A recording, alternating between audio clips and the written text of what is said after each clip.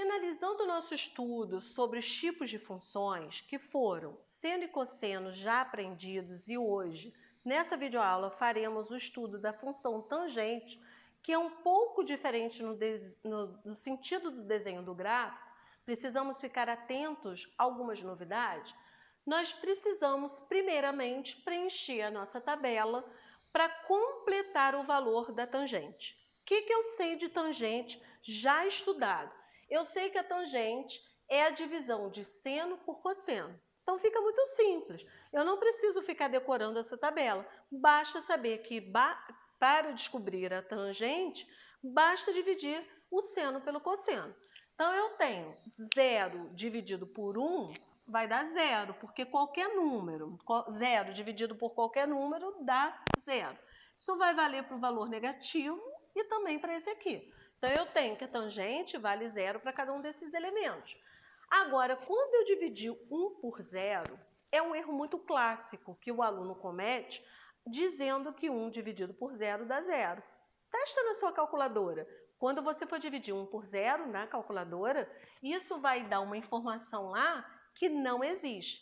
Em matemática, existe um símbolo matemático, que é esse aqui, de não existe. Então, não existe esse valor de tangente de 90 graus nem de 270 graus.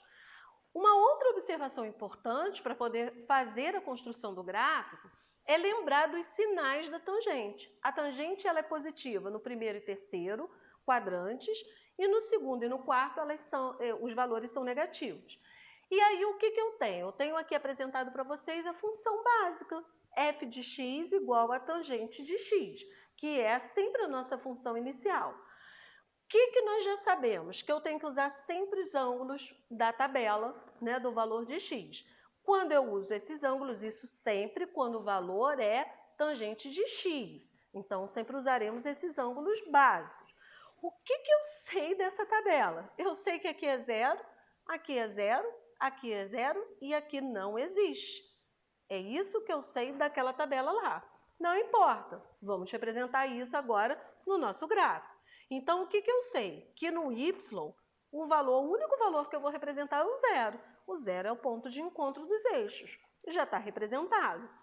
Eu sei que o valor dos ângulos, que são os valores de x, são os valores em radianos.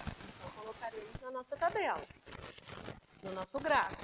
E aí, a partir daí, nós vamos ter que trabalhar um pouquinho, uma análise em relação ao que temos ali dos ângulos, dos quadrantes, para entender como fica a construção desse gráfico. Porque se eu for representar só os pontos, o que eu sei? O primeiro ponto é 0, 0, que é esse aqui. Esse ponto não existe. Esse aqui é 180 e 0. Esse aqui não existe. Esse aqui é 360 e 0. Então, eu tenho esses 3 pontos representados. Mas como que fica o desenho desse gráfico? Antes de começar a fazer o desenho do gráfico, eu tenho que lembrar para vocês que como não existe valor no 90 graus, para eu conseguir fazer esse desenho perfeito, mostrando que não tem gráfico passando por aqui, eu faço uma linha tracejada. Por quê? Porque exatamente na posição de π sobre 2 vai ter uma descontinuidade, não vai existir gráfico. Então, sempre quando aparecer uma inexistência de par ordenado, que é o caso para 90 graus, eu tenho que fazer esse tracejado para poder lembrar dessa informação. A mesma coisa vai acontecer para 270. Nesse ponto aqui de 270 também não tem gráfico. Vamos olhar o seguinte, de 0 até 90, 90 não tem gráfico. Mas de 0 até 90 ele está no lugar positivo. O que significa isso? Nesse pedacinho, o meu gráfico tem que estar aqui para cima. E como acontece a ideia da construção desse gráfico? A construção desse gráfico ele acontece da seguinte maneira. Ele faz uma curva e ele vem subindo quase paralelo, quase tocando π sobre 2. Ele vai lá para o infinito, bem se aproximando, mas nunca toca desse ponto. Por que ele nunca toca? Porque não existe essa relação desse par ordenado. E aí, o que acontece quando ele pula de 90 para 180 graus? Ele vai para o lado negativo. Então, acontece uma descontinuidade. O gráfico sobe, vai até um determinado ponto lá no infinito, muito próximo de 90 graus, mas nunca toca. Em um determinado momento, ele pula. Quando ele pula para o 91 graus, que já está no segundo quadrante, ele pula também lá para o lado negativo. Então, esse gráfico, ele vai fazer isso, ó, ele vai vir aqui coladinho e ele faz esse movimento. Ele vai subindo até chegar no ponto zero, porque ele passa pelo ponto zero. Vamos analisar agora o que acontece no terceiro quadrante. No terceiro quadrante ele é positivo. Ó. No segundo quadrante, que é desse intervalo, ele estava aqui no negativo. O que vai acontecer aqui? Esse gráfico vai se repetir e vai fazer esse mesmo movimento que ele faria aqui. Ó. Então, ele está se repetindo. O que acontece no quarto quadrante? Ele é negativo. Então, de novo, ele vai vir aqui por baixo e vai fazer esse movimento. Aqui tem muitas novidades, muitas. Primeira grande novidade, o meu domínio antes era os reais. Agora, no primeiro círculo trigonométrico, na primeira volta do círculo trigonométrico, eu posso dizer até que são os reais, com exceção de dois números, o π sobre 2 e o 3π sobre 2. O que eu estou escrevendo aqui? Olha, na primeira volta, só estou levando em consideração a primeira volta. Na primeira volta, vale qualquer ângulo, com exceção do 90 e do 270, que não existem, para a questão do domínio. Vamos pensar sempre na primeira volta, isso já está de bom tamanho. A imagem também mudou aqui, a imagem. A tangente realmente, tem aquela musiquinha, né? Da tabela de 30, 45, 60, a tangente é diferente, completamente. Ela muda o domínio, ela muda a imagem. Olha o que acontece com a imagem. Vamos olhar só esse pedacinho. Ele começa no zero e ele vai subindo, indo para o infinito, no sentido positivo. Ou seja, vale qualquer número positivo. Depois ele vem lá de baixo do menos infinito e ele sobe até chegar a zero. Sabe o que acontece com a imagem? Ela vale qualquer número dos reais. Não importa qual ângulo, não importa qual janelinha que você está olhando, ela sempre vai ter algum desenho na tangente, ok? E o período? O que é período? Período é a repetição do gráfico. Se você olhar direitinho, esse gráfico também muda o período, porque ele sobe esse pedacinho, depois ele vem daqui, sobe até aqui, e quando eu olho daqui para frente, esse pedaço repete esse. Período é a repetição do gráfico. O que está acontecendo aqui? De π para frente, ele está se repetindo. Então, todos os outros estudos que nós tínhamos feito, o período era sempre 2π. Eu precisava de uma volta completa para conseguir repetir o gráfico. Agora não. Agora, na tangente, ele consegue repetir esse mesmo movimento na metade do caminho. Então, em π, ele já consegue fazer essa repetição. O que vai acontecer com esse gráfico? Ele vem até aqui e ele repete de novo a partir daqui. Então, ele já está fazendo a terceira repetição e assim por diante. Então, completamente diferente da função seno e cosseno. Hoje nós vamos aprender também mais uma novidade em relação à lei fora do padrão. Essa é a lei padrão, mas agora a gente vai aprender mais um detalhe com relação à questão que vale para todas as funções, o segundo exemplo que eu estou dando. Vamos ao segundo e o último caso de possibilidades que nós temos de mudar a função básica. Nós vimos na função seno e cosseno e a tangente a função básica, que era simplesmente escrever tangente de x, seno de x, cosseno de x. Vimos algumas alterações em seno e cosseno, mas essa é a primeira vez que vamos ver a alteração no ângulo. Preste atenção que inclusive eu coloquei destacado de vermelho. Por quê? Porque quando a gente vai preencher a tabela, até agora, a gente sempre preenchia a tabela com os valores dos extremos do quadrante. Só que se eu colocar agora, por exemplo, se eu colocar 90 graus aqui, vai ficar 2 vezes 90. Então, sabe o que vai acontecer? Na hora de representar, o ângulo vai ficar dobrado, porque eu tenho 2 vezes ali o valor multiplicado. Então, agora, na hora de preencher a tabela, eu vou colocar sempre a metade. Então, assim, metade de 0 é 0, metade de 90 é 45, metade de 180 é 90, metade de 270 é 135 E a metade de 360 é 180. Vocês devem estar perguntando assim, não entendi. Por que coloca a metade? Porque aqui eu estou multiplicando por 2. Se eu estivesse multiplicando por 3, eu colocaria a terça parte. Se eu estivesse multiplicando por 5, eu colocaria a quinta parte, por 10, a décima parte, por 7, sétima parte. Eu estaria sempre dividindo o ângulo, por exemplo, se fosse 10, dividiria por 10. Se fosse 5, dividiria aquele ângulo por 5. Por isso que ficou a metade de cada um deles. Aí, lembra que eu falei que essa representação aqui fica em grau para facilitar a nossa vida, mas na hora de colocar na tabela tem que ser em radiano? Então é 0, aqui é π sobre 4, 45, π sobre 2, que é 90, nós já sabemos disso, 135 é 3π sobre 4 e 180 π. Esses serão os valores que vão entrar nos ângulos correspondentes a esse ângulo que nós colocamos aqui em graus, nós colocaremos em radiano. Agora nós vamos lá para cima para a nossa lei. Fique muito atento à nossa lei. Eu tenho o valor de 0, que é o ângulo que eu escolhi. Quando eu colocar 2 vezes 0, vai dar 0. Quanto é tangente de 0? Tangente de 0 vale 0.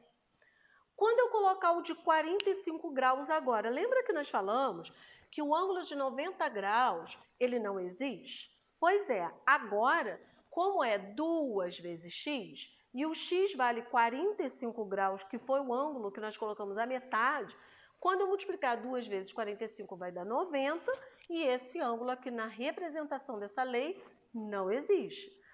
Quando colocarmos 90, 2 vezes 90 dá 180. Tangente de 180 é 0. Quando colocarmos 135, 2 vezes 135 vai dar 270. Então, a tangente de 270, nós já sabemos que ela não existe. Para essa lei, vai ser o ângulo de 135 graus. E o de 180 vezes 2 vai dar 360. A tangente de 360 é 0, então aqui vai ficar 0. Então, essa seria a nossa representação. Vamos colocar essas informações no gráfico. Vai ficar 0, 0. No eixo Y, nós já sabemos que não tem mais nada para representar, mas eu tenho que representar os ângulos agora em x, lembrando que eu vou representar π sobre 4, π sobre 2, 3π sobre 4 e π. São os ângulos que estão na minha tabela, mas eu coloco em radiano. Agora eu vou representar os pares ordenados. Então, é o 0, 0, depois o 90 e 0, e o 180 e 0. Está aí representado. O que eu sei da inexistência de um ponto? Eu sei que não existe quando o ângulo for de 45 graus. Professora, mas não era 90? Era 90 na lei básica. Como aqui é 2 vezes o ângulo que não existe agora é o ângulo da metade, tá? Depois, o ângulo também de 135 graus não existe, que é o que corresponderia a 270 graus. Vamos fazer o desenho. Eu já sei como fica esse movimento desse desenho. Aqui no primeiro quadrante ele sobe, vai crescendo, quase encostando nessa reta. Depois ele vai vir daqui de baixo, vai fazer esse movimento. Depois aqui ele sobe, né? Ele faz esse movimento subindo, quase tocando também. Depois ele vem daqui de baixo. É a mesma ideia do gráfico anterior. O que eu percebo aqui? Eu percebo alguns detalhes. Primeiro, o meu domínio agora continua sendo os reais e os ângulos que não vale, antes era de 90 e 270. Agora é o de 45 e de 135. Então, eu vou dizer que vale os reais menos π sobre 4 e 3π sobre 4, que são os ângulos que aqui não tem existência de relação na tangente. A minha imagem não muda, ela continua sendo os reais, mas o meu período muda. Período é quando acontece a repetição do gráfico. O que aconteceu na tangente, diferente de seno e cosseno? O período sempre estava sendo de 2π quando a função era básica, seno de x, cosseno de x. Na tangente de x já foi a metade. Agora, olha o que acontece, ela começa a se repetir aqui em π sobre 2. Então, o período aqui é menor ainda a repetição dele, comparado ao seu original. que significa isso? Que eu estou multiplicando o valor do ângulo, mas o meu período ficou, a repetição dessa ideia do gráfico ficou dividida à metade. Então, essa é uma observação muito importante. Na verdade, a nossa proposta agora é fazer vocês analisarem todas as funções que aprendemos até aqui, de seno, cosseno e tangente, com as suas possíveis modificações. Vamos lá, vou dar uma dica para vocês aí no quadro. Vamos tentar, a partir de agora, fazer um resumão das 3 funções trigonométricas aprendidas. Então, vamos lá. Nós vimos a função seno de x, cosseno de x e tangente de x. O que nós aprendemos em cada uma delas? Na função seno de x, nós aprendemos que na hora de fazer o desenho do gráfico, resumidamente, esse gráfico ele fica desta maneira. Ó. Ele sobe e desce, começando aqui, terminando aqui, que era 2π. Isso na função básica. Depois, na função cosseno, o que nós percebemos nesse desenho? Que ele começava aqui em cima, ele fazia o desenho, subia e parava aqui em cima. Ou seja, ele parece com a de cima, no sentido do desenho, mas na função seno, ela começava no 0. E na função cosseno, ela começava aqui em cima, que no caso era 1 na função básica. Na função tangente, nós aprendemos que o gráfico tem uma descontinuidade no ponto de π sobre 2 e 3π sobre 2. Não existe esse gráfico. E nós aprendemos que ela cresce nesse sentido, depois ela vem aqui, no meio do caminho ela gira e volta a subir.